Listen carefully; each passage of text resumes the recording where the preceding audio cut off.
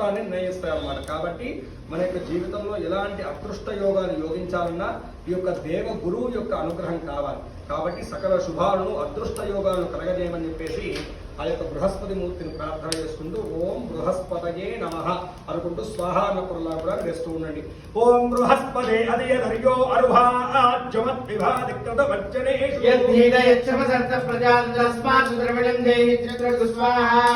బృహస్పతే అదియో అరుహాజ్యమత్ విభాదిక్తద వజ్జనేషు యద్ధీగయచ్చమసర్త ప్రజాతస్మాత్ ద్రవిణం దేహి త్రికృత్ స్వాహా.